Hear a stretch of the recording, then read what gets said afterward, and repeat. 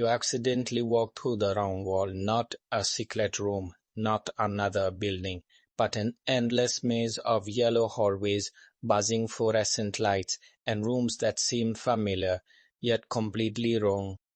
A place where reality glitches, a place where people disappear. And the scariest part, millions of people online have been obsessed with this nightmare for years.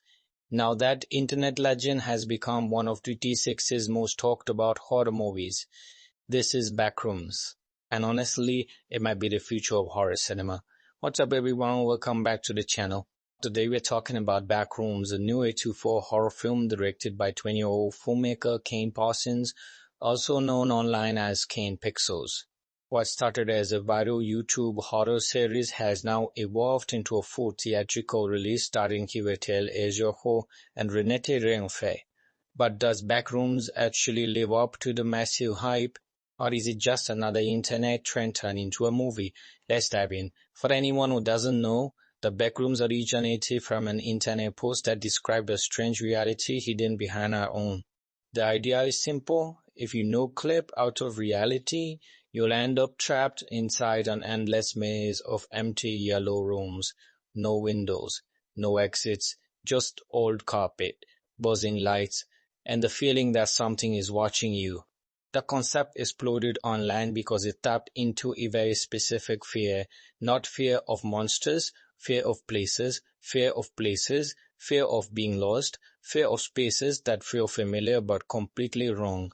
And Kane Parsons was one of the creators who transformed that idea into something much bigger through his viral videos. The movie follows Clark, a struggling furniture store owner and former architect. One day he discovers a mysterious passage hidden inside a store. That discovery leads him into the backrooms, an impossible world of endless hallways, strange architecture, and disturbing spaces that seem connected to memory, trauma, and reality itself. The deeper Clark goes, the more he becomes obsessed. And that's why the film becomes much more than a traditional horror movie. Instead of relying on constant jump scares, Backrooms focuses on atmosphere, mystery, and psychological tension. You're not simply watching characters get chased. You're watching them slowly lose their understanding of reality. The biggest strength of this movie is easily its atmosphere. Every hallway feels wrong, every room feels like you've seen it before somewhere in your childhood.